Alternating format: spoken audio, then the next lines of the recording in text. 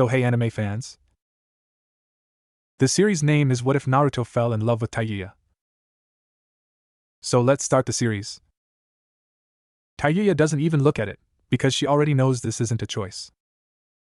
The wood of the Hokage's desk is old, scarred by decades of decisions that probably felt like choices to the people making them.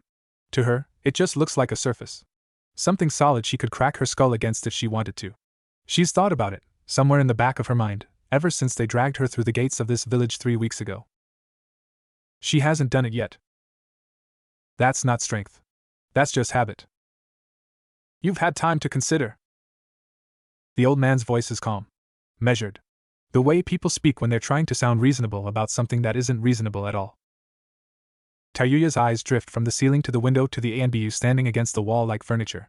Then, finally, to the boy sitting across from her. Naruto Uzumaki.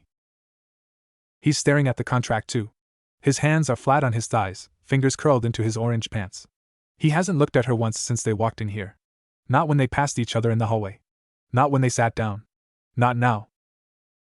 He looks like someone waiting for a punch he already knows is coming. I haven't considered shit, Tayuya says. The ANBU behind her shifts. She doesn't turn around. She's learned how many of them it takes to put her down.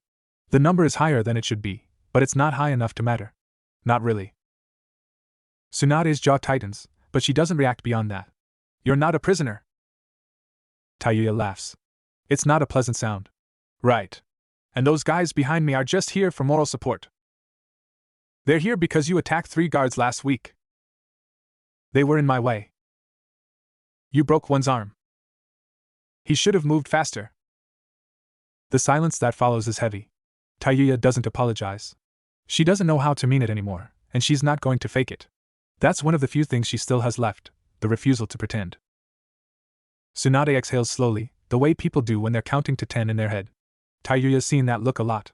On Orochimaru's face, right before he decided she wasn't worth the effort of killing. On Kabuto's face, every time she talked back. On the faces of the Konoha medics who had to treat her chakra burns after she tried to escape the first time. She's good at making people look like that. The council has made its position clear, Tsunade says. The Uzumaki clan needs to be restored. Konoha needs the stability that brings. You have the bloodline. Naruto has the name. The legal framework already exists. Legal framework. Tayuya tastes the words. They're sour. You mean the same laws they used to lock up bloodline clans in Kiri? The ones that made them kill each other in arenas for entertainment? Tsunade's expression flickers. Just for a second. Then it's gone. This isn't Kiri. It's always Kiri. Or Kumo. Or IWA.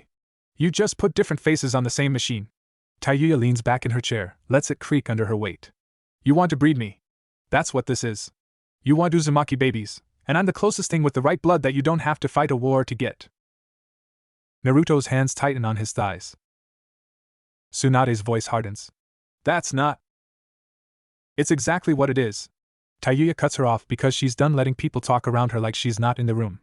I'm not stupid. I know what I am to you people. A weapon with a uterus. Congratulations.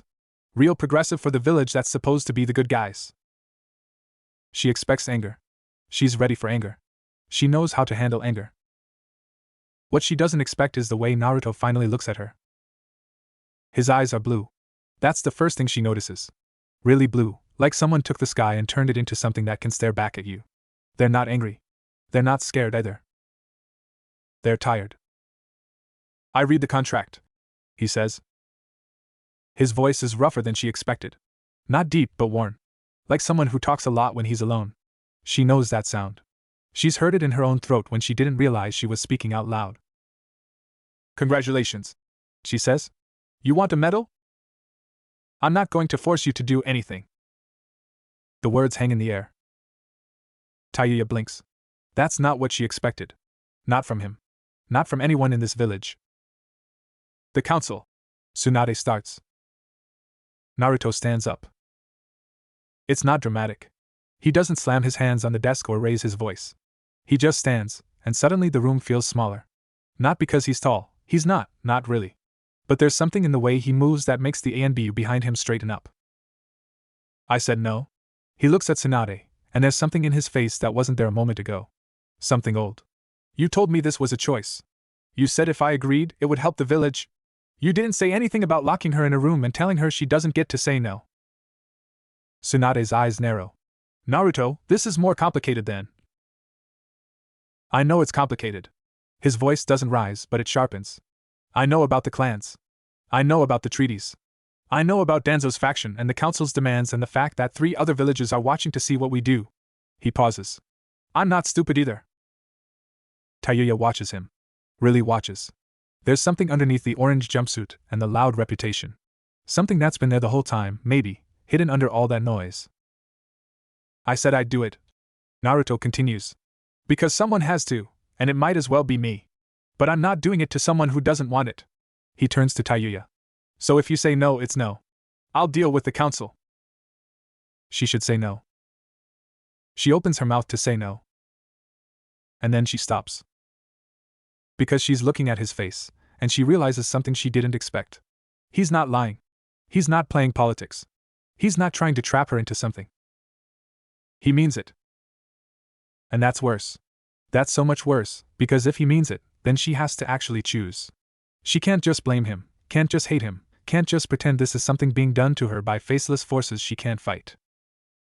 If she says no, he'll let her walk out. And then what? She's still in Konoha. Still a prisoner, no matter what they call it. Still watched, still contained, still a weapon without a war to point her at. They'll find another use for her. They always find another use. Maybe not this. Maybe something worse. She looks at the contract. She looks at the boy standing across from her, who's offering her something she's never been given before. A choice that's actually real. What do you get out of it? She asks. Naruto frowns. What? This deal. What do you get? She gestures at the contract. They're not giving you anything you didn't already have. The apartment's a shack. The name's already yours. So why did you say yes? He's quiet for a moment. Long enough that she thinks he's not going to answer. Then he sits back down. Because I'm tired of running, he says. The words are quiet. So quiet she almost misses them. I've been running my whole life. From what people expect. From what I might become. From the thing inside me that I can't control. He looks at his hands. Sasuke ran. He's still running. And every time I think about doing the same thing, I remember what happened when he left. He looks up. I'm not going to be that person. I'm not going to leave because it's hard. I'm not going to say no because I'm scared. His jaw tightens. So I said yes. Because someone has to stay. Someone has to try. Even if it doesn't work out. Even if it's hard. Even if... He trails off, shakes his head. I don't know. Maybe that's stupid. Tayuya stares at him. She doesn't know what to do with this. With him. She's spent her whole life around people who wanted things from her, her chakra, her skills, her body, her obedience. She's learned to see the angles, to read the lies, to find the knife hidden behind every smile. She can't find the knife. And that scares her more than anything else in this room. You're an idiot, she says. Naruto's mouth twitches. Yeah. I know. A complete fucking idiot. That too.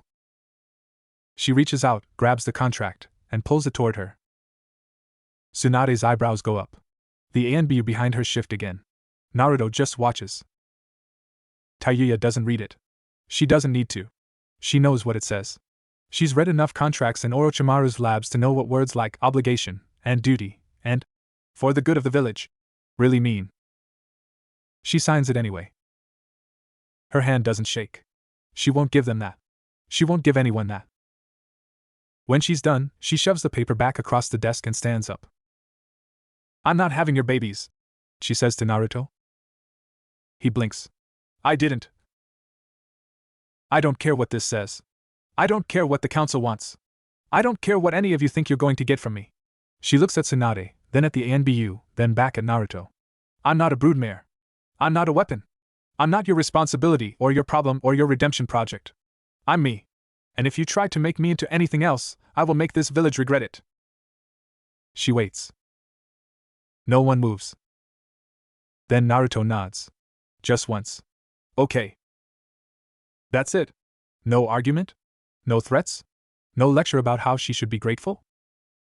Okay, he says again. I wasn't going to. She doesn't believe him. She doesn't believe anyone. But something in her chest unclenches anyway, just a little, and she hates that. She hates that his stupid, simple answer makes her feel anything at all. I need to get my things, she says, and walks out before anyone can stop her. The hallway is empty. Tayuya leans against the wall, closes her eyes, and breathes. Her hands are shaking now. Of course they are. They always do this after, when the adrenaline fades and she has to actually feel the things she's been pushing down. She hates it. She hates that her body betrays her like this, that she can't control it, that after everything she's been through, she still can't stop her hands from shaking. Hey! She opens her eyes. Naruto is standing a few feet away. He's not looking at her directly. He's looking at the floor, at the wall, anywhere but her shaking hands. Like he knows she doesn't want him to see. I'm supposed to show you the apartment, he says. We don't have to go tonight. If you want to wait, I can. Let's just get it over with. He nods. Doesn't argue. Just turns and starts walking. She follows him through the village, through streets that are too clean and too bright and too full of people who stare. She knows what they see. The red hair, the prison clothes, the ANBU trailing at a distance. They see a threat. A curiosity. A story they don't know but will invent anyway. She's used to it. What she's not used to is the boy walking in front of her, who doesn't look back once. Who doesn't check to make sure she's following. Who walks with his hands in his pockets and his shoulders hunched like he's carrying something heavy, and doesn't try to fill the silence with useless words. The apartment is smaller than she expected. One room. A kitchen that's barely a kitchen. A bathroom with a shower that looks like it's been fixed more times than it should have been. A bed in the corner that's too small for two people, and a pile of blankets that suggests he's been sleeping on the floor. She stands in the doorway and looks at it. This is where you live, she says. Yeah. You're the village hero. I'm not. He stops, runs a hand through his hair. I don't know what I am. But this is where I live. She walks inside. There's a picture on the wall, a teen photo, 3 kids and a teacher with white hair. There are ramen cups stacked by the sink. There's a training dummy in the corner that's been hit so many times it's held together with tape. It's real. That's the word that keeps coming back. Everything about this place is real in a way she's not used to. There's no pretense here. No carefully arranged spaces.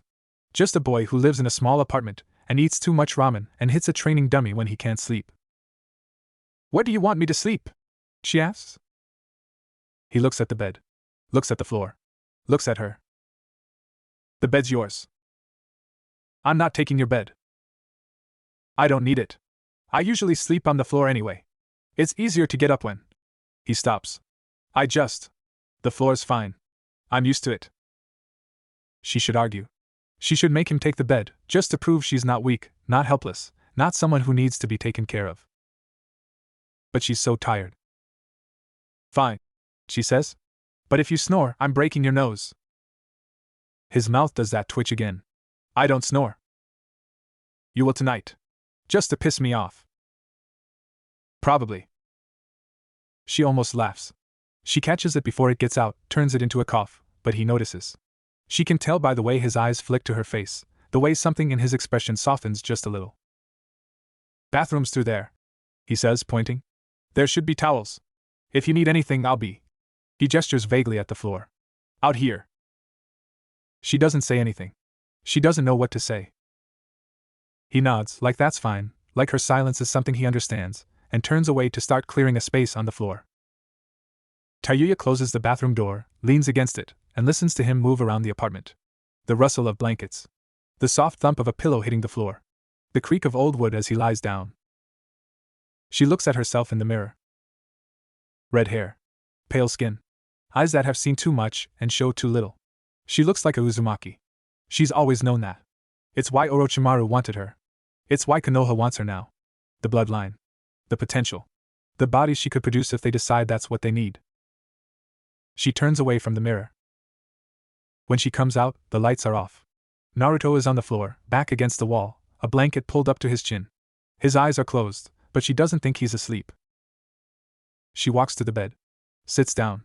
The mattress is thin, the spring's old, but it's softer than anything she's slept on in years. She lies down. Stares at the ceiling.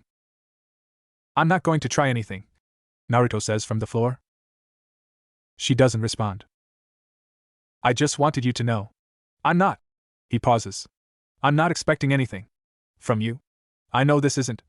I know you didn't want this. The silence stretches. You talk too much, she says. I know. A pause. Sorry. She closes her eyes. The ceiling doesn't change. The apartment doesn't get bigger. The weight of the contract she signed doesn't lift from her chest. But for the first time in a long time, no one is watching her. No one is waiting for her to fail. No one is calculating what they can take from her next. It's not safety. She doesn't think she'll ever feel safe again. But it's something. A pause. A breath. A moment where the world stops demanding and she can just be. She falls asleep to the sound of Naruto's breathing, slow and even, and she doesn't dream of Orochimaru's labs for the first time in 7 years. The first week is war.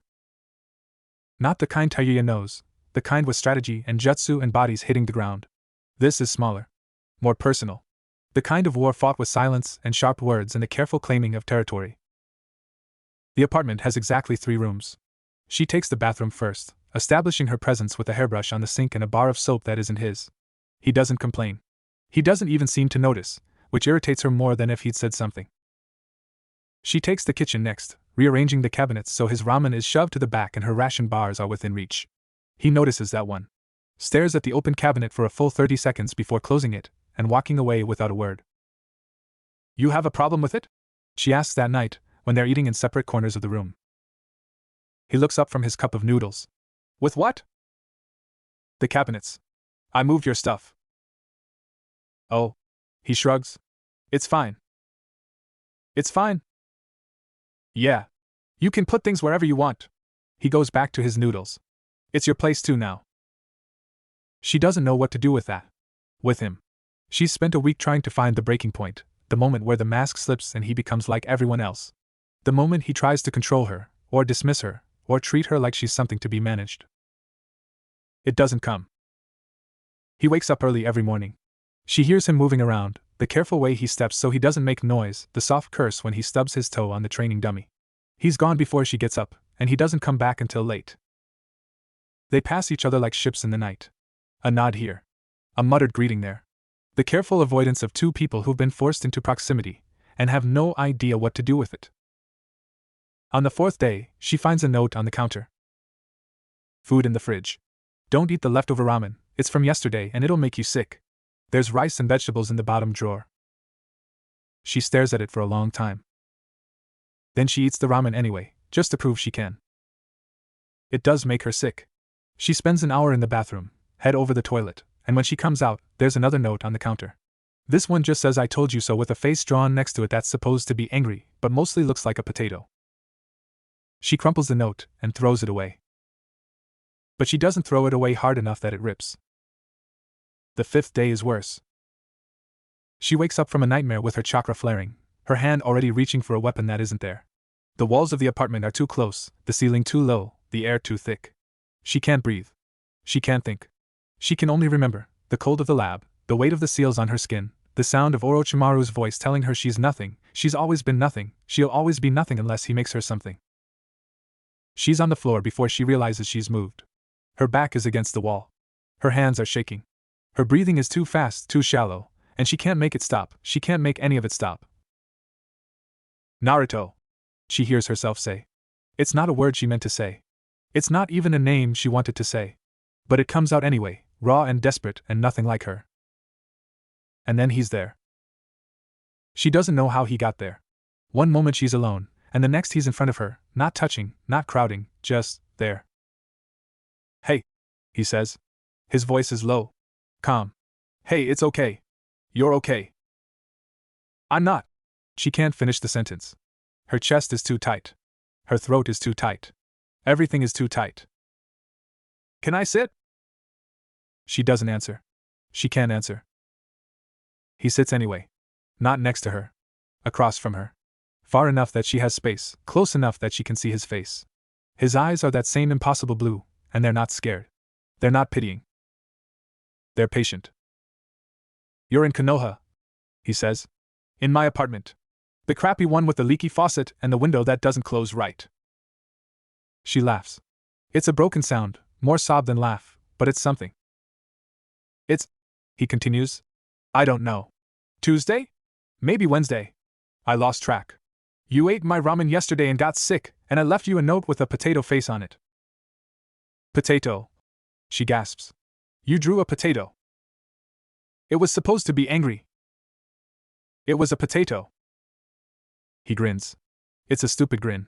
Too wide, too bright, completely out of place in the middle of her breakdown. But it's real. She can see that now. Everything about him is real in a way she's not used to. She focuses on his voice. On his stupid potato face. On the sound of her own breathing, slowly slowing down. You with me? He asks after a while. She nods. Doesn't trust her voice yet. Okay. He leans back against the wall. Okay. That's good. They sit there for a long time. She doesn't know how long. Long enough for her hands to stop shaking. Long enough for her heart to stop trying to escape her chest. Long enough for the silence to stop being heavy and start being, not comfortable, exactly, but bearable. I'm sorry, she says eventually. What for? I woke you up. I wasn't sleeping. She looks at him. Really looks. There are shadows under his eyes that weren't there a week ago. His face is thinner.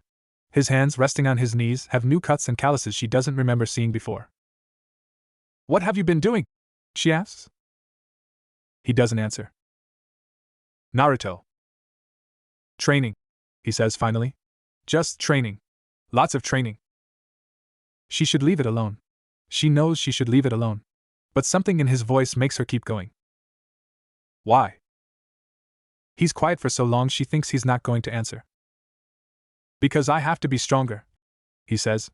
Because if I'm not strong enough, I can't protect anyone. And if I can't protect anyone, then what's the point? The words hang in the air between them. She knows that feeling. That desperate need to be more than what you are, to earn the right to exist by being useful, by being strong, by being something other people can rely on. She hates that she knows it. You're an idiot, she says. He smiles. It doesn't reach his eyes. Yeah, I know. You can't train yourself into being enough. He looks at her then. Really looks. And for a moment, she sees something in his face that she recognizes. Not the hero. Not the loud, bright boy everyone expects him to be. Something darker. Something tired. Then what am I supposed to do? He asks. She doesn't have an answer. She doesn't have any answers. But she stays sitting on the floor with him, back against the wall, and somehow that's enough. The 6th day, she finds a flute. It's on the counter, next to her ration bars. Not new, the wood is worn, the finish faded, the keys slightly tarnished. But it's clean. Tuned. Someone took care of this instrument, even if they didn't take care of the person who used to play it. She picks it up. Her fingers find the keys automatically. Muscle memory from years of training, years of music that wasn't music, years of using sound to hurt and control and destroy. She puts it down. Then she picks it up again. Naruto comes home that night to find her sitting on the windowsill, the flute in her lap, her fingers moving over the keys without playing. He stops in the doorway. Looks at her. Looks at the flute. Kabuto had it, he says. When they brought you in, they took everything you had. I asked if I could have it back. She stares at him. Why? He shrugs. It was yours. It was a weapon. It was yours, he says again. She doesn't know what to do with that. With him. With the way he keeps giving her things she doesn't ask for, doesn't expect, doesn't know how to accept. I can't play it, she says. He waits. I don't remember how to play anything that doesn't hurt people. He sits down on the floor, across from her window. He's been doing that a lot, she realizes. Sitting on the floor. Making himself smaller. Giving her the high ground without making it obvious. Then learn something new, he says. It's not that simple. I know. He leans his head back against the wall. I know it's not simple. But that doesn't mean you can't try. She looks at the flute in her hands. Looks at the boy on the floor who keeps giving her things she doesn't know how to accept. Why do you care? She asks. He's quiet for a moment. I don't know, he says. Maybe I don't. Maybe I just think everyone deserves a chance to be something other than what they were made to be. She wants to laugh. She wants to tell him that's the stupidest thing she's ever heard, that the world doesn't work that way, that people don't get to just decide to be something new. But she's sitting on a windowsill in a crappy apartment with a flute in her hands and a boy on the floor who looks at her like she's not a monster, and she can't find the words to argue. So she lifts the flute to her lips. The first note is wrong. Too sharp, too loud, too much. It cuts through the silence like a blade, and she flinches. But Naruto doesn't. He just sits there, eyes closed, head against the wall, and waits. She tries again. The second note is softer. Not right, not yet, but closer. A sound that doesn't hurt. A sound that's just a sound. She plays until her lips are numb and her fingers ache, and when she finally stops, Naruto is asleep on the floor. She looks at him for a long time. Then she gets up, gets the blanket from the bed, and drapes it over him. Not because she cares. Because it's cold, and he's an idiot who sleeps on the floor, and she doesn't want to hear him complain about his back in the morning. That's all. The seventh day, she wakes up to the smell of cooking. Not ramen. Something else. Something that makes her stomach growl before she's fully awake. She opens her eyes. Naruto is at the stove, back to her, moving carefully. His shoulders are tense. His movements are too controlled, too precise. He's cooking like someone who's learned to do it without thinking, the same way she plays the flute when she doesn't want to think. "What are you doing?" she asks. He jumps. Spins around. There's something on his face for a second, something that looks almost like fear, before it smooths into his usual expression. "Cooking," he says. "You should eat. Real food. Not just ration bars." She sits up. The blanket she put on him last night is folded neatly on the floor. The apartment is cleaner than it was yesterday. There's air coming through the window, and for once it doesn't smell like old ramen and sweat. "What is this?" He frowns. "Rice. Eggs. Vegetables. It's not fancy, but..." "No. I mean..." She gestures at the apartment. At the food. At him. "What is this? Why are you doing this?" He looks at the stove. At the pan. At anything but her. "Because I have to," he says quietly. "No, you don't. You don't have to do anything. You could just leave me here. You could pretend I don't exist. You could." "I could." He turns off the stove. Sets down the spatula. "But that's not what I'm going to do." She stands up. The blanket falls away, and she's suddenly aware that she's in the same clothes she's been wearing for 3 days, that her hair is a mess, that she probably looks as broken as she feels. But Naruto doesn't look at her like she's broken. He looks at her like she's a person. "Why?" she asks again. Her voice is smaller than she wants it to be. He finally looks at her. Really looks. And for a moment, the mask slips completely. She sees the exhaustion underneath. The fear. The weight he's been carrying that she's only glimpsed before. "Because if I don't do this," he says, "if I don't try to be something other than what I'm afraid of becoming, then I'm just going to end up alone. And I've been alone. I know what that feels like. I'm not going to do that to someone else." She doesn't know what to say. So she walks to the table, sits down, and waits. He serves her a plate of rice and eggs and vegetables. It's not fancy. It's not even good, probably. The eggs are slightly burned, the rice is a little undercooked, the vegetables are cut unevenly. She eats it anyway. And when she's done, she takes her plate to the sink, washes it, and puts it away. They don't talk. But when Naruto sits down to eat his own breakfast, she's still standing in the kitchen, and for the first time, the silence between them doesn't feel like a war. It feels like a truce. It starts with the training. Tayuya notices it first, the way Naruto comes home later each night, the way his movements get slower, the way his smiles don't reach his eyes. She notices because she's been watching him. Not because she cares. Because she's learned to watch the people she lives with, to track their moods, to predict their movements. Survival instinct. Nothing more. But the third week, something changes. He comes home at midnight, and he doesn't say anything. Doesn't go to the kitchen. Doesn't look at her. Just walks to the corner where he keeps his training gear and stands there, back to her, shoulders rising and falling with each breath.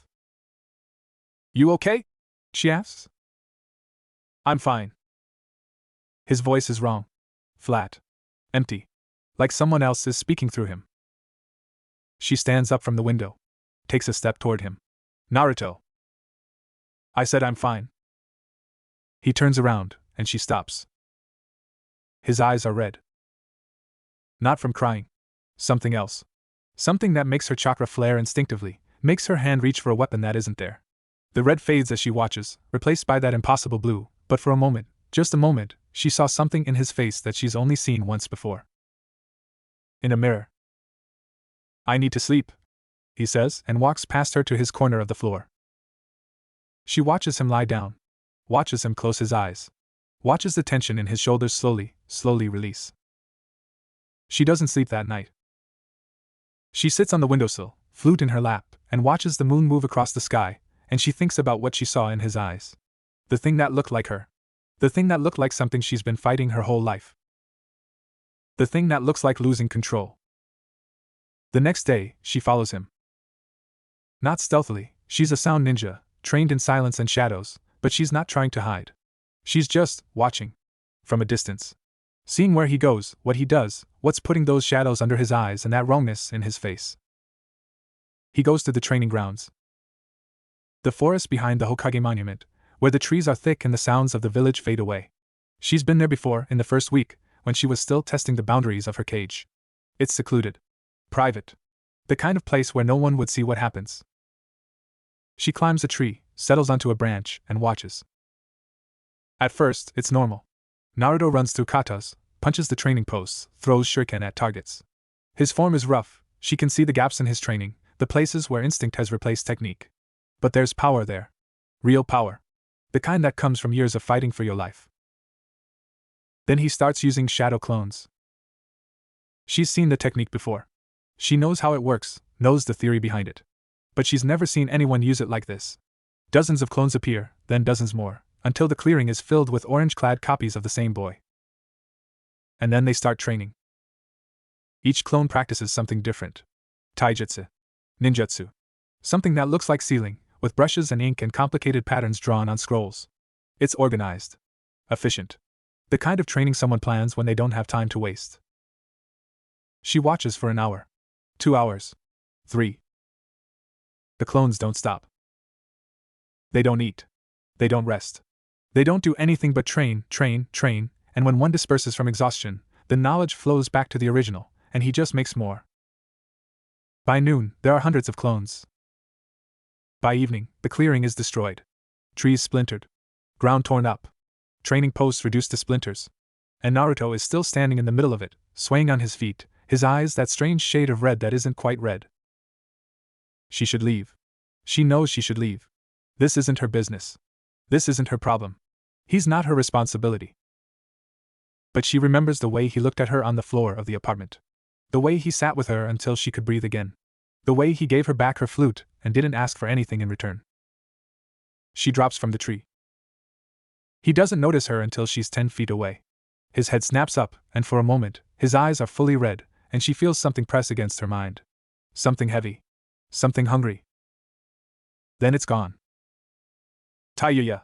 His voice is rough. What are you doing here? Watching you kill yourself, she says. Looks boring. He blinks. The red fades from his eyes, replaced by confusion. What? All this. She gestures at the destroyed clearing, at the fading clones, at the exhaustion written in every line of his body. You're going to burn out. Or worse. I'm training. You're running. He flinches. It's small, barely noticeable, but she sees it. I'm not. You're running, she says again. From whatever's inside you. From whatever happened. From whatever you're afraid of becoming. She crosses her arms. I know what running looks like. I've been doing it my whole life. Something flickers in his face. Anger, maybe? Or pain? Or both? You don't know anything, he says. Then tell me. He stares at her. His hands are shaking. She notices that now, the way his fingers curl and uncurl, the way his chakra pulses unevenly beneath his skin. I can't, he says. I can't tell anyone. Why not? Because they'll. He stops. Swallows. They'll see what I am. What I might become. And they'll. They'll what? Lock you up? Experiment on you? Treat you like a weapon? She laughs. It's bitter. Welcome to my life. He looks at her. Really looks. And for a moment, she sees something in his face that she hasn't seen before. Understanding. I'm not like you, he says quietly. No, she agrees. You're not. But whatever's happening to you, whatever you're trying to outrun, you're not going to beat it by training yourself into the ground. I've tried that. It doesn't work. He sinks down to the ground. Just drops, like his legs won't hold him anymore. She watches him sit there, head in his hands, and something in her chest tightens. She doesn't go to him. She's not that person. She's not the comforting type. But she sits down a few feet away, back against a tree, and she stays. I keep having dreams, he says after a long silence. Not normal dreams. Something else. I'm in this place, this dark place, and there's someone there. Something. And it keeps telling me things. What things? That I'm alone. That no one really cares. That the only way to protect anyone is to be strong enough to destroy anyone who threatens them. He laughs, but there's no humor in it. That I should just let go. Stop fighting it. Fighting what? He doesn't answer. Naruto. He looks up. His eyes are blue again, but there's something behind them now. Something she recognizes. What's inside you? She asks. He stares at her for a long moment. Then he pulls up his shirt. The seal on his stomach is dark. Twisted. Lines that should be clean and precise are warped, stretched, like something inside is pushing against them from the other side. When I get angry, he says, or scared, or anything too much, I can feel it. Pushing. Wanting out. He lets his shirt fall. I've been training to control it. But the more I train, the stronger it gets. The more I fight it, the harder it pushes back. She knows that feeling. She's felt it her whole life, the chakra in her coils, always ready to lash out, always hungry, always waiting for the moment her control slips. Why are you telling me this? She asks. He shrugs. You asked? I've been asking for weeks. I know. He looks at her. I didn't trust you before. And now you do? He's quiet for a moment. I don't know. But you're the only person who's ever looked at me and seen something they recognize instead of something they're afraid of. She doesn't know what to say to that. So she doesn't say anything. She just sits with him in the destroyed clearing, the sun setting behind the trees, and lets the silence do the talking. That night, he doesn't train. He comes back to the apartment with her, and he's quiet, but it's a different kind of quiet. Less empty. More tired. He sits on the floor, back against the wall, and watches her pick up her flute. Play something, he says. What? Anything. Whatever you've been practicing. She looks at the flute in her hands. She's been practicing every day, learning new songs, new sounds, new ways of making music that don't hurt. It's been slow. Hard. Every note carries the memory of what she used to do with it. But she's been getting better. She lifts the flute to her lips. The song she plays is old. Something she heard once, a long time ago, in a village she barely remembers. A lullaby, maybe? Or a folk song. Something about the moon and the river and the sound of wind through rice paddies. It's not perfect. Her fingers stumble over some notes. Her breath catches in the wrong places. But it's soft. Gentle. A sound that doesn't wound. When she finishes, Naruto is watching her with something in his eyes that she can't name. That was good, he says. It was okay. It was good, he says again. Firmer this time. You should play more. She sets the flute down. Maybe. He nods. Doesn't push. Just closes his eyes and leans his head back against the wall. She watches him for a moment. The exhaustion that never quite leaves his face. The shadows under his eyes. The way his hands, even relaxed, still look like they're ready to form a seal. I'm not going to let it win, he says quietly. What? The thing inside me. Whatever it is. I'm not going to let it win. She doesn't respond. She doesn't know if he's talking to her or to himself. But she sits down across from him, flute in her lap, and when he opens his eyes, she's still there. Good, she says. Neither am I. The cracks are still there. She sees them the next day, and the day after. The way his eyes flicker red when he's tired. The way his chakra pulses unevenly when he's stressed. The way he pulls away from people, from touch, from connection, like he's afraid of what he might do if he gets too close. But he's not running. Not anymore. He still trains. He still pushes himself. But he comes home earlier. He eats dinner with her sometimes, when she's bothered to cook. He sits on the floor and listens to her play, and sometimes, when she's done, he tells her stories about his team. About a boy who left and a girl who stayed and a teacher who believed in him when no one else did. She doesn't know if he's getting better. She doesn't know if either of them is capable of getting better. But for the first time in her life, she's not alone in the darkness. And neither is he. That's something. That has to be something. It happens on a Thursday. She remembers that because it's the day Naruto usually meets with his team, comes home late, and spends an hour staring at a photo of 3 people she's never met. Thursday is a bad day for him. She's learned that.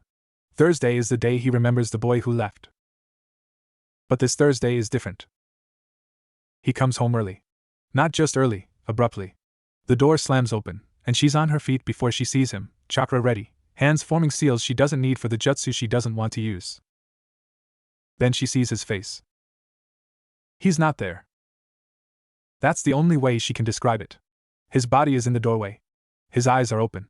But the person she's been living with for a month, the boy who leaves potato-face notes and burns eggs and sleeps on the floor, is gone.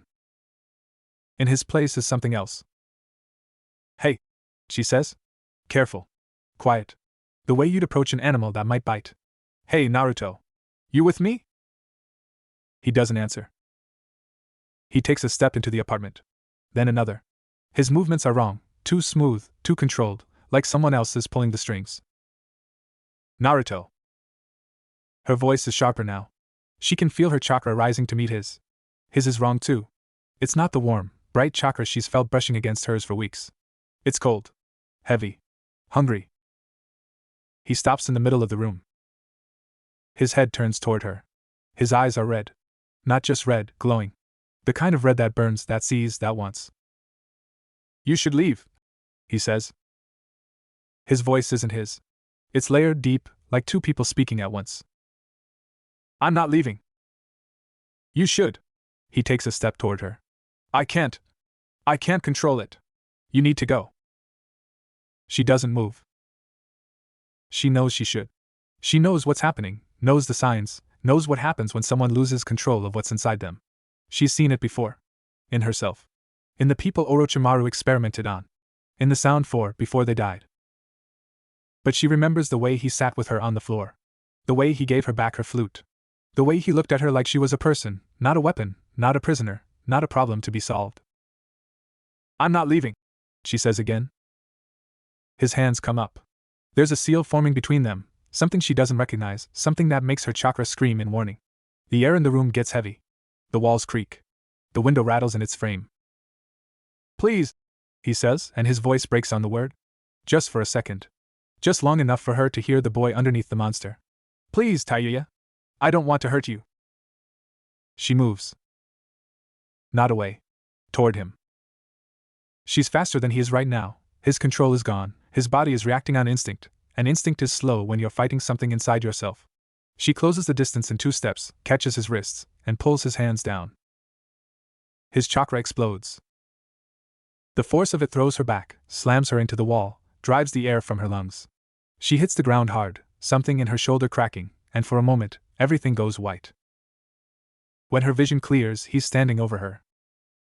His eyes are fully red now. No blue left.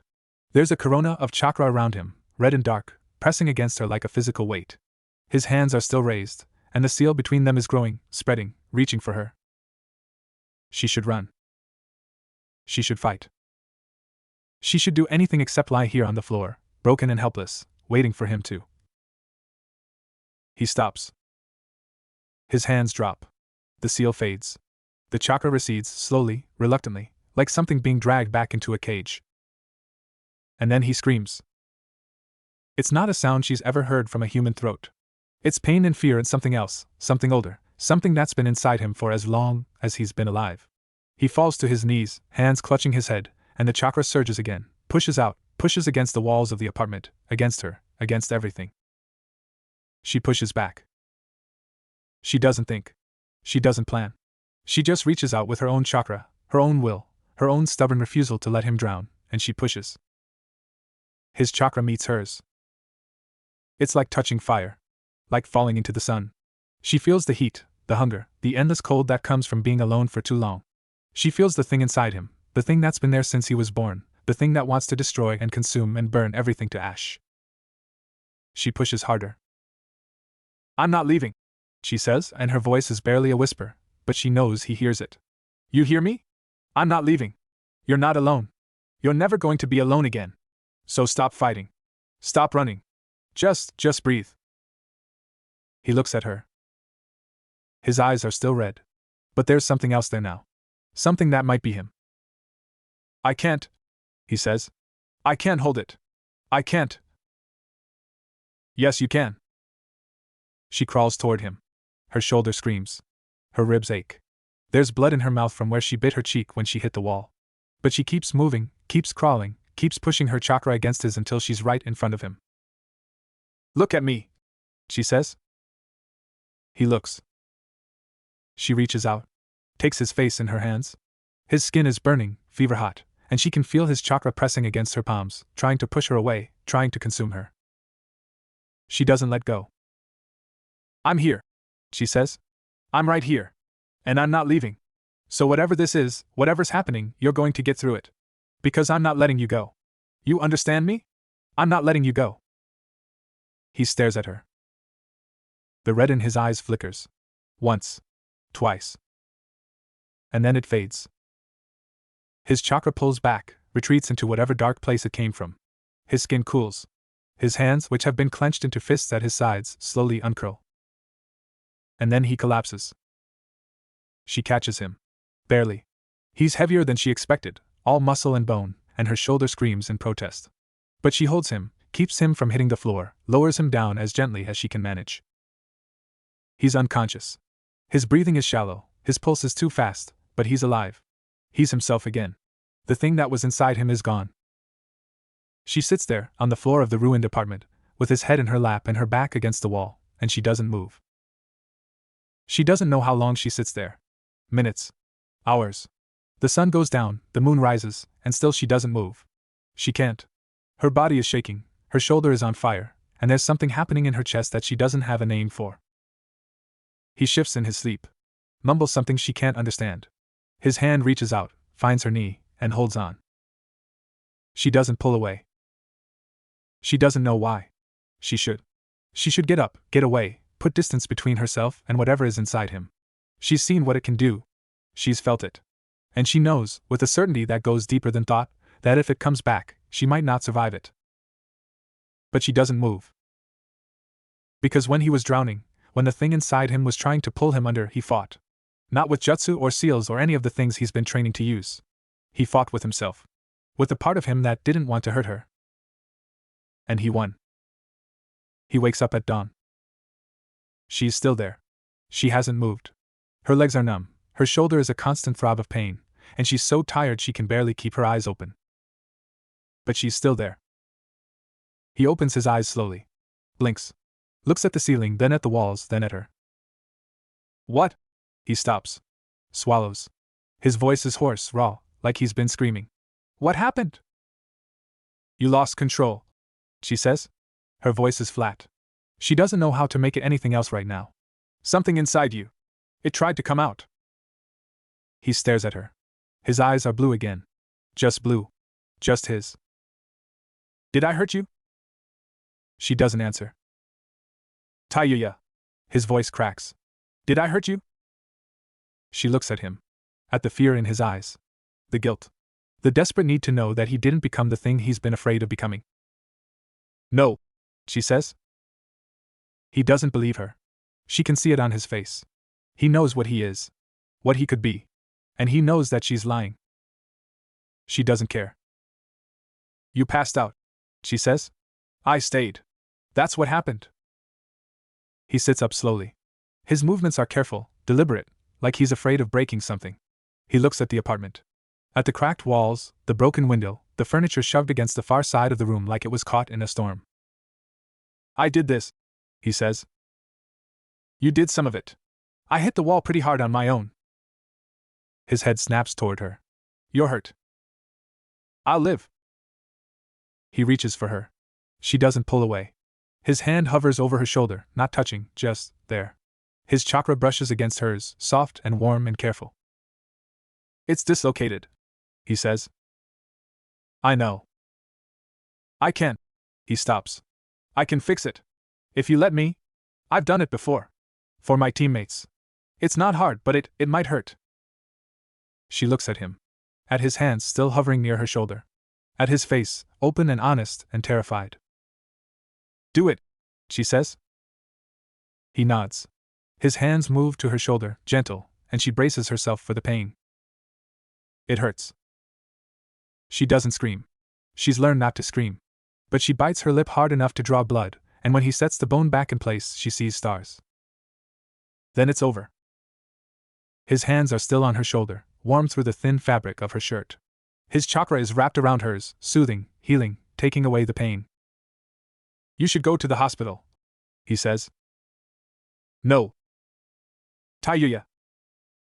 I said no. She pulls away from him. Stands up. Her legs are unsteady, but she doesn't fall. I'm not going to the hospital. I'm not telling anyone what happened. And you're not going to lock yourself away because you're afraid of yourself. He stares at her. Why? He asks. Because that's what I did. For years. And it doesn't work. He doesn't say anything. She looks at the ruined apartment. The broken window. The cracked walls. The training dummy, somehow still standing in the corner, battered but whole. We need to clean this up, she says. Before someone sees. He nods slowly. Stands up. His legs are unsteady too, she notices. They're both barely standing, both held together by stubbornness and the refusal to fall. They clean in silence. It takes hours. They patch the walls with old newspaper and tape. They board up the window with wood from the training dummy. They put the furniture back where it belongs. And when they're done, the apartment looks almost normal. But it's not. Something has changed. She can feel it. He can feel it. The space between them is different now. Charged. Like the air before a storm. When they're finished, they sit on the floor. Back against the wall. Side by side. I remember some of it, he says quietly. What happened? I remember. I remember wanting to hurt you. Wanting to destroy everything. And I remember you. You were there. And you didn't run. She doesn't say anything. Why didn't you run? She thinks about it. About the answer she should give, the safe answer, the answer that doesn't reveal anything about the mess of emotions tangled up in her chest. I don't know, she says. He looks at her. His eyes are that impossible blue, and there's something in them that she's never seen before. Something that looks like hope. Thank you, he says. She doesn't respond. But she doesn't leave. And when he falls asleep against her shoulder, she lets him. He starts training again the next day. She wakes up to an empty apartment, the faint smell of ramen lingering in the air, a note on the counter. She doesn't read it. She knows what it says. I'm fine. Don't worry. I'll be back later. He's not fine. She watches him from the trees again, and this time she doesn't try to hide. She wants him to know she's there. She wants him to remember that he's not alone, even if he's trying to pretend he is. He doesn't acknowledge her. The clones are back. Hundreds of them, filling the clearing, each one training with a desperation that makes her chest tight. He's pushing himself harder than before. Faster. More. Like he's trying to outrun something that can't be outrun. She watches for 3 days. On the third day, she drops from the tree and walks into the middle of his training ground. Clones disperse around her, their knowledge flowing back to the original. She doesn't care. She walks straight up to him and punches him in the face. He hits the ground hard. Stares up at her with wide eyes, a trickle of blood running from his split lip.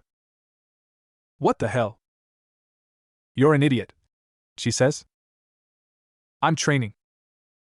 You're killing yourself. She grabs his collar, hauls him up. Look at you. You can barely stand. You haven't slept in 3 days. You're pushing your chakra so hard you're burning out your coils. And for what? So you can lose control again? So you can hurt someone else? He jerks away from her. I'm trying to control it. You're running from it. Then what am I supposed to do?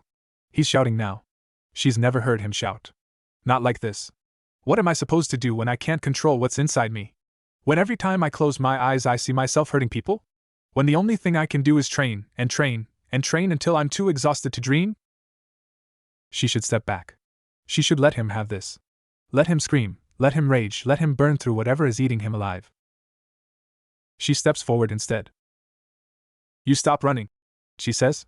You stop pretending that if you just train hard enough, you'll be strong enough to handle this alone. You stop pushing everyone away because you're afraid of what you might do to them. His hands are shaking. His eyes are red again, just at the edges, just enough for her to see. And then what?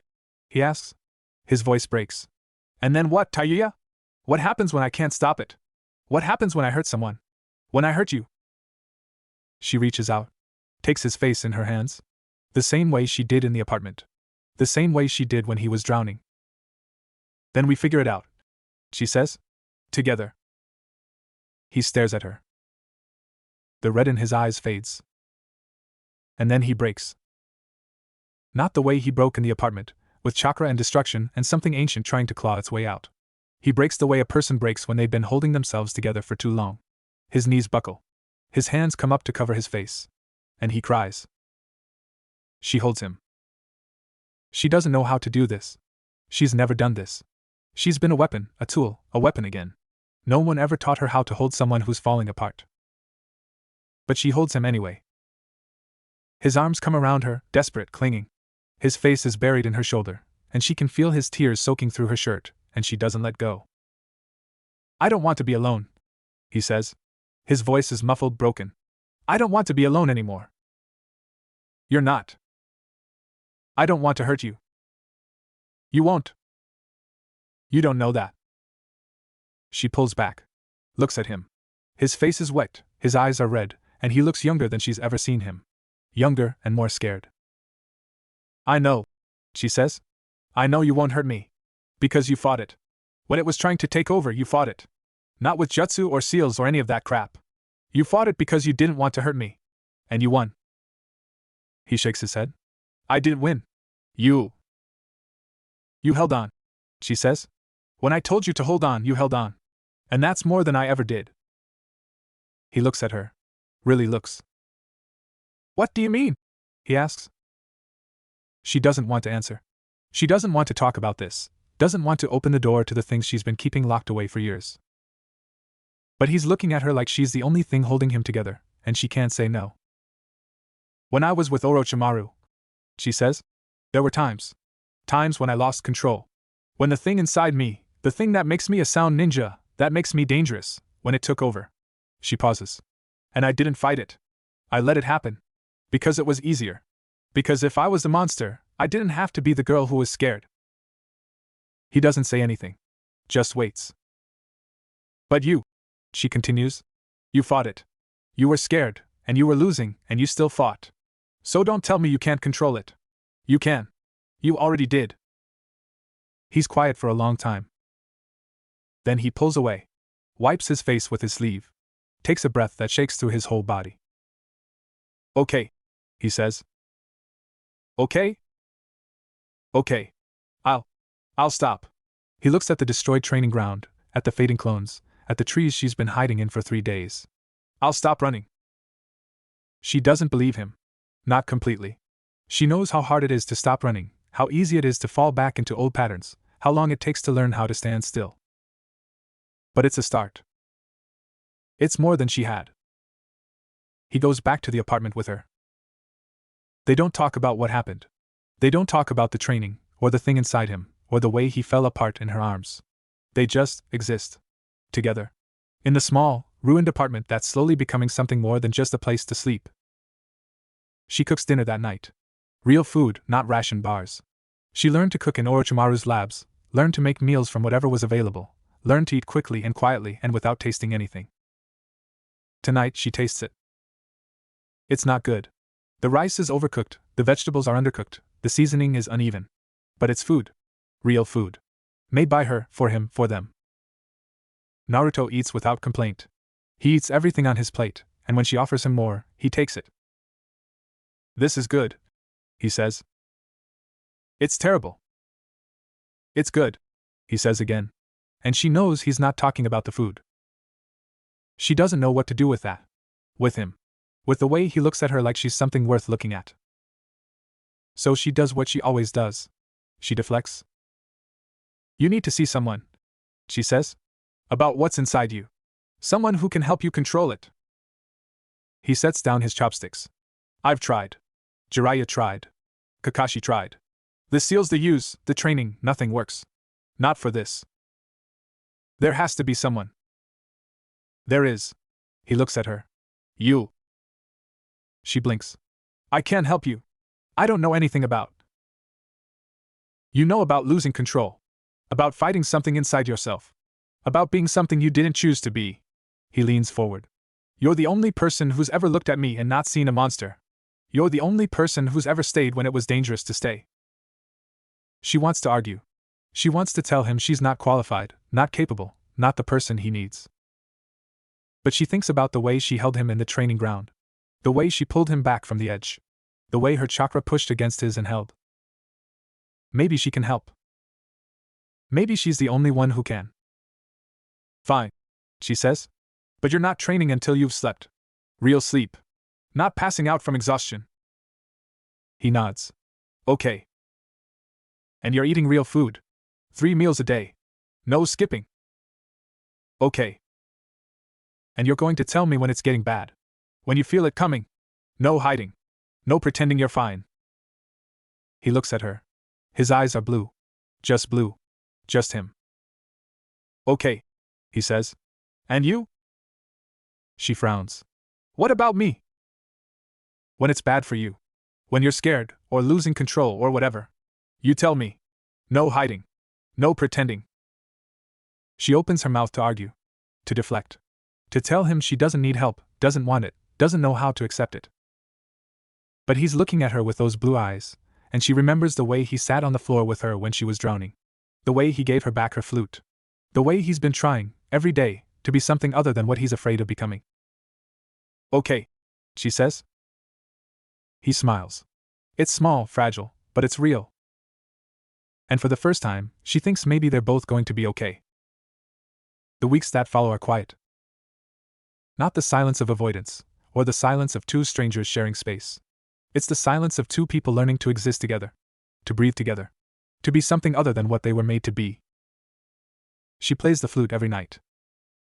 Not the songs she used to play, the ones that hurt, that controlled, that turned music into a weapon. New songs. Old songs. Songs she's writing herself, note by note, finding the melody in the spaces between silence. Naruto listens. He sits on the floor, back against the wall, eyes closed. Sometimes he falls asleep there, his breathing slow and even, his face relaxed in a way it never is when he's awake. She plays softer when he sleeps. She doesn't know why. He teaches her to cook. Not the way she learned, quick, efficient, without taste. The way his mother taught him, he says, though she knows he doesn't remember his mother. He's just telling her what someone told him once. You're holding the knife wrong, he says, coming up behind her.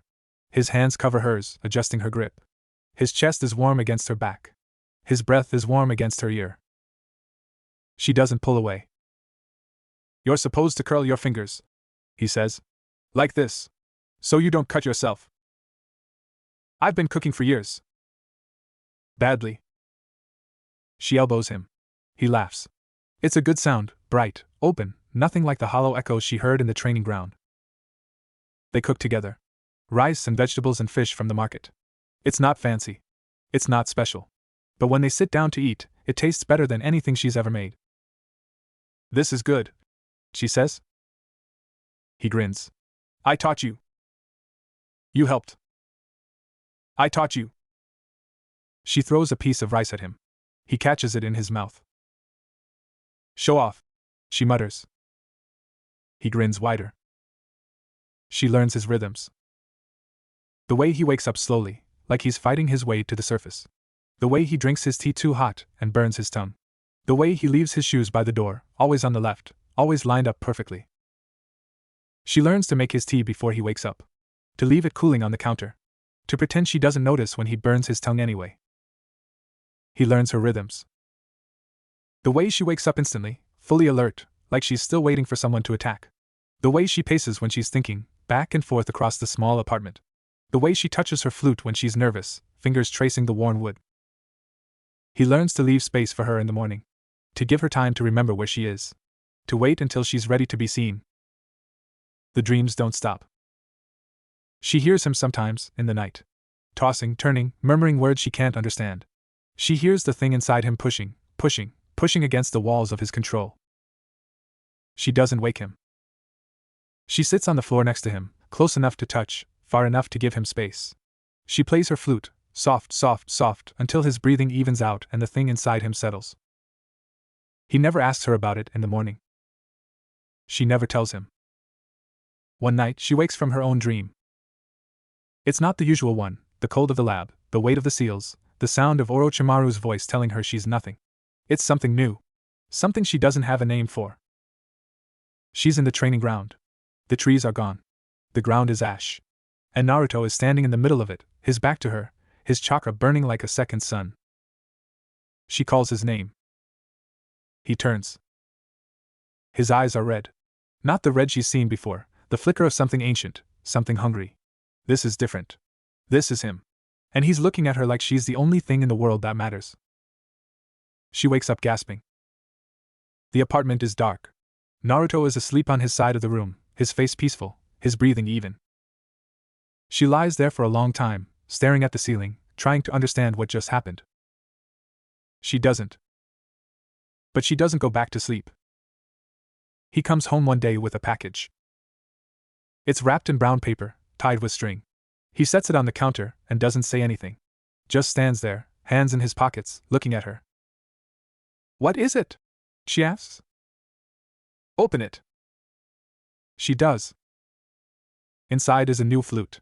Not like the old one, not worn, not tarnished, not a weapon that was never meant to be anything else. This one is new. Made of dark wood, polished smooth, the keys gleaming silver. There's a note tucked under the strings. For new songs. She looks at him. He's still standing there, hands in his pockets, not quite looking at her. "The old one," he says. "I noticed it was getting worn. The keys were loose. So I asked around, found someone who makes instruments and..." He trails off. "You don't have to use it. If you want to keep using the old one, that's fine. I just thought." "You thought?" "Yeah." She picks up the new flute. It fits in her hands differently than the old one. Lighter. Smoother. It's not a weapon. It's never been a weapon. It's just a flute. "I don't know what to play on it," she says. He looks at her then. His eyes are blue.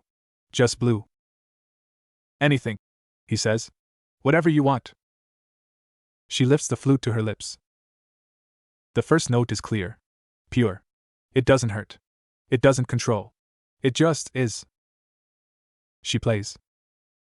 It's not a song she knows. It's not a song anyone knows. It's something new, something she's finding as she goes, something that comes from a place inside her she didn't know existed. When she finishes, Naruto is watching her with an expression she can't name. "That was beautiful," he says. She sets the flute down. Her hands are shaking. She doesn't know why. "It was okay. It was beautiful," he says again. She doesn't argue. That night, they sit on the roof. The apartment is too small, too close, too full of things they can't say to each other. So they climb out the window and sit on the tiles, looking up at the stars. "You ever think about the future?" he asks. "Not really." "Me either." He pauses. "I used to. When I was a kid. I used to think about being Hokage. Having everyone acknowledge me. Being important." She looks at him. "And now?" He's quiet for a moment. "Now I just want to be someone. Not important. Just someone. Someone who matters to someone. Someone who's not alone." She thinks about that. About what it means to matter to someone. About what it means to not be alone. "You matter to me," she says. She doesn't know why she says it. It's not something she planned. It's not something she's ready to say. But it comes out anyway, honest and raw and nothing like she meant it to be. He looks at her. His eyes are wide. Surprised. Like no one's ever said that to him before. She knows that look. She's seen it in the mirror. "I matter to you?" he asks. Don't make it weird. I'm not. He stops. Swallows. You matter to me too. The words hang in the air between them. She doesn't know what to do with them. Doesn't know what they mean. Doesn't know what they're supposed to mean. So she doesn't do anything. She just sits on the roof, next to him, and watches the stars, and lets the words be true. The summons comes on a Tuesday. Tayuya is practicing her new flute when the knock comes. 3 sharp raps, the kind that means official business. She looks at Naruto. He's been quiet all morning, distant in a way she's learned to recognize. The thing inside him has been restless lately. She can feel it sometimes, pressing against the edges of his control. He opens the door. A messenger stands there, scroll in hand. Uzumaki Naruto. You've been summoned to the Hokage's office. Immediately. What for? The messenger's eyes flick to Tayuya. The arrival of foreign dignitaries. Your presence is required. Naruto takes the scroll. Reads it. His face doesn't change, but she sees his jaw tighten. We'll be there, he says. The messenger leaves. Naruto closes the door.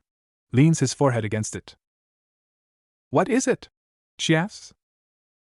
Killer Bee is coming. And Inoki. He turns around. His eyes are normal. Blue. But there's something behind them that she doesn't like. They want to see me. See us. See what Konoha is doing with the Uzumaki restoration.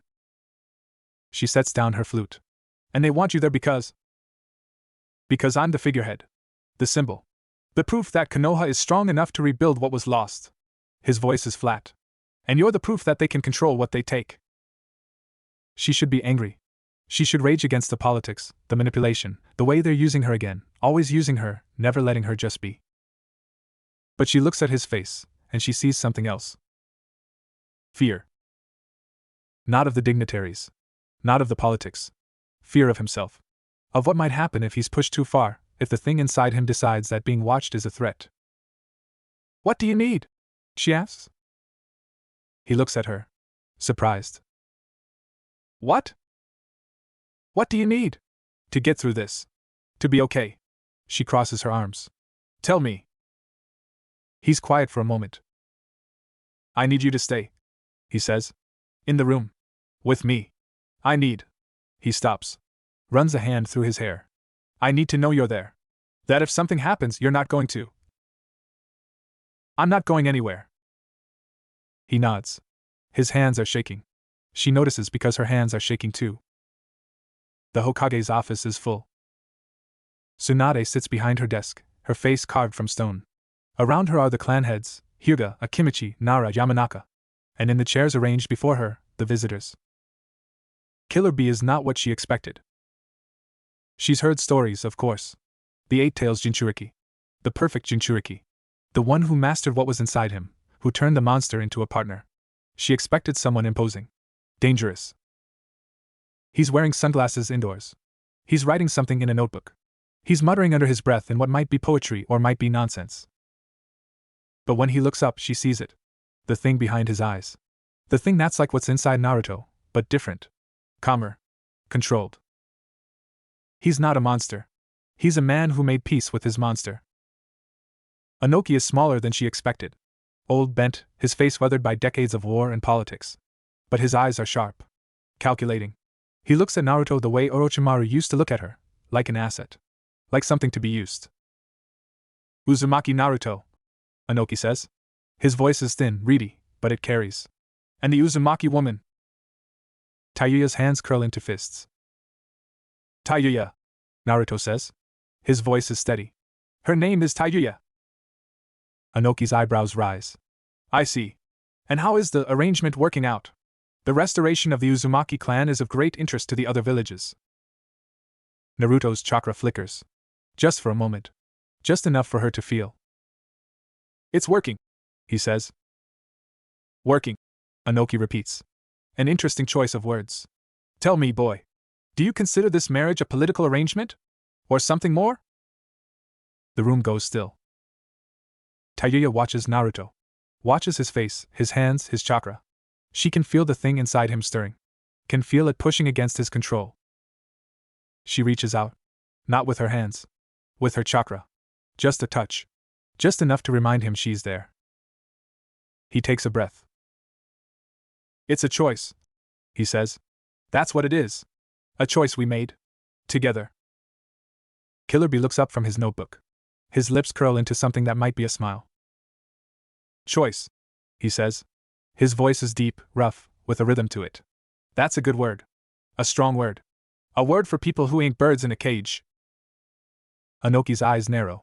The Jinchuriki speaks. Bee shrugs. Someone's gotta say the real words. The ones that cut through the politics and the lies. He looks at Naruto. You got control of what's inside you, kid? Or is it controlling you? The question hangs in the air. Tayuya feels Naruto's chakra surge. Feels the thing inside him respond to the challenge. She steps forward. Just half a step. Just enough to be at his side. We're working on it, she says. Everyone looks at her. She doesn't care. She's used to being looked at. Used to being examined, evaluated, judged. She's never let it stop her before. Working on it, Bee repeats. He laughs. It's a loud, barking sound. Ain't we all? Ain't we all? He closes his notebook. Stands up. I want to see him train. Tomorrow. The girl too. We'll talk more then. He walks out without waiting for permission. Anoki watches him go, his face unreadable. Then he looks at Naruto. The world is watching you, boy, he says. Watching to see if Konoha's experiment succeeds. If the Uzumaki rise again. If the Jinchuriki can be controlled. His eyes flick to Tayuya. If the weapons of war can be made into tools of peace. He stands. His joints crack audibly. I hope for your sake that you prove them wrong. He leaves. The clan heads file out. Tsunade sits behind her desk, her face carved from stone, but her eyes are tired. She looks at Naruto. You handled that well, she says. Naruto doesn't respond. Naruto.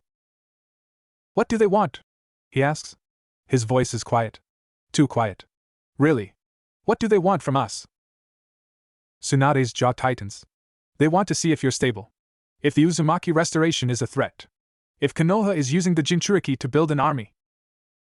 Are we? No. Her voice is sharp. We're not. Whatever the council wants, whatever Danzo whispers in the shadows, that's not what this is. Naruto looks at her. Then what is it? Tsunade is quiet for a moment. It's a chance, she says finally. For both of you. A chance to be something other than what you were made to be. I know you don't believe that. I know you think this is just politics, just manipulation, just another way to use you. She looks at Tayuya. But I meant what I said. This is a choice. And whatever you decide to make of it, I'll support you. Tayuya doesn't know if she believes her. But she looks at Naruto. At the tension in his shoulders, the fear in his eyes. And she knows that whatever happens next, she's not leaving. They walk home in silence. The village is quiet. The streets are empty. The moon is full overhead, casting long shadows across the rooftops. When they get to the apartment, Naruto doesn't go inside. He stands in the doorway, looking at the small space they've been sharing for months. The bed she sleeps in. The corner he sleeps on. The flute on the windowsill. The training dummy in the corner. Do you ever think about leaving? He asks. She stops. What? Leaving. Konoha. All of this. He gestures vaguely. Just going somewhere no one knows us. Somewhere we're not weapons or symbols or political statements. She thinks about it. She's thought about it a lot, actually. In the first weeks, when the walls felt too close and the air too thick. In the bad nights, when the dreams came and she couldn't breathe. In the quiet moments, when she let herself imagine what it would be like to be someone else. Somewhere else. No, she says. He looks at her. Surprised. Running doesn't work, she says. I tried. You tried. We're still here. He doesn't say anything. And if we left, she continues, we'd just be running. And I'm tired of running. She steps past him, into the apartment. Aren't you? He follows her inside. Closes the door. Yeah, he says. I'm tired. They stand there. In the small apartment. In the quiet. In the space between them that's been shrinking for weeks. Tomorrow, she says. With Killer Bee, whatever happens, I'll be there. He nods. And whatever happens after that, she continues, whatever they want from us, whatever they try to make us into, I'm not going anywhere. He looks at her. His eyes are blue. Just blue. Just him. Why? He asks. She should have an answer. She should have a list of reasons, logical and clear, that explain why she's staying. But she doesn't. She just has the truth. Because you're the only person who ever looked at me and didn't see a weapon, she says. Because you gave me a chance to be something else. Because when I was drowning, you sat on the floor with me until I could breathe again. She steps closer. Because I matter to you. And you matter to me. He doesn't move. Doesn't speak. Just stands there, looking at her like she's something precious. Something worth keeping. She reaches out. Takes his hand. It's warm. Solid. Real. Whatever comes tomorrow, she says, we face it together. Okay? He squeezes her hand. Okay. The training ground is quiet when they arrive. Killer Bee is already there, sitting on a stump, his notebook open on his knee. He looks up when they approach, and for a moment, Tayuya sees something in his eyes. Not the thing inside him. Something else. Something that looks like recognition. You came, he says. You said you wanted to see us train, Naruto says. Bee closes his notebook. Stands up. He's taller than she expected, broader, his movements loose and easy in a way that speaks of absolute control. I said I wanted to see you train. He agrees. But that's not what I meant. Naruto frowns. What did you mean? Bee looks at him. Really looks. The way someone looks when they're trying to see past the surface, past the mask, to the thing underneath. I meant I wanted to see if you're fighting it, he says. Or if you're listening to it. Naruto's chakra flickers. Tayuya feels it, the shift, the thing inside him stirring. I'm not listening to anything, he says. I'm controlling it. Bee laughs. It's not unkind, but it's not gentle either. Controlling it. That's what they all say. That's what I said. For years. He takes off his sunglasses. His eyes are dark, sharp, and there's something behind them that makes Tayuya's skin prickle. But you don't control what's inside you. Not the way you think. You can't lock it away, can't chain it down, can't pretend it's not there. It's part of you. And the more you fight it, the harder it fights back. Naruto's hands curl into fists. Then what am I supposed to do? Bee is quiet for a moment. Listen, he says. Talk. Find out what it wants. What it needs. And then decide if that's something you can give without losing yourself. That's insane, Naruto says. You're talking about negotiating with yourself. Bee cuts in. Because that's what it is. That's what it's always been. It's not a monster in a cage. It's you. The part of you that's angry. The part of you that's scared. The part of you that would burn the world to protect the people you love. He steps forward. You want to control it? You stop fighting. You accept it. You make it part of you. And then you decide, every day, what kind of person you're going to be. Naruto stares at him. The thing inside him is stirring. Tayuya can feel it. Can feel the way his chakra is shifting, changing, responding to Bee's words. She reaches out. Touches his arm. He looks at her. You don't have to decide anything today, she says. But maybe he's right. Maybe fighting it isn't the only way. His eyes are blue. But there's something else there now. Something that wasn't there before. Okay, he says. Okay. Maybe. Bee puts his sunglasses back on. Grins. That's a start. That's a good start. He looks at Tayuya. You. The girl with the flute. You play? She blinks. What? You play. Music. I can hear it in your chakra. The rhythm. The melody. He taps his notebook. I write. Words. Rhymes. Maybe we make something together. She doesn't know what to say. She looks at Naruto. He's watching her, something like hope in his eyes. I play, she says. Good. Bee nods. Good. Then you come too. Tomorrow. We talk. We train. We make something new. He walks away without waiting for an answer. Tayuya watches him go. Watches the easy way he moves, the confidence, the control. She looks at Naruto. He's watching her, his face unreadable. What do you think? She asks. He's quiet for a moment. I think, he says slowly, that maybe we've been doing this wrong. Fighting alone. Fighting ourselves. He looks at her. Maybe we need to learn to fight together. She doesn't know what to say to that. So she takes his hand, squeezes it, and walks with him back to the apartment. The months that follow are different. Becomes every week. He trains with Naruto, talks with Naruto, argues with Naruto. She hears them sometimes, in the training ground, their voices rising and falling, the thing inside Naruto pushing against his control and then, slowly, starting to settle. She practices her flute. New songs. Old songs. Songs that are just for her, for him, for them. He listens sometimes, tapping his notebook, nodding along. Music is the same, he says one day. You can't force it. You can't control it. You just let it be. Let it move through you. And then you decide what to do with it. She thinks about that. About letting things be. About letting herself be. It's harder than it sounds. Danzo comes to the apartment one night. She doesn't know how he got past the guards, past the ANBU, past all the people who are supposed to be watching them. He's just there. In the doorway.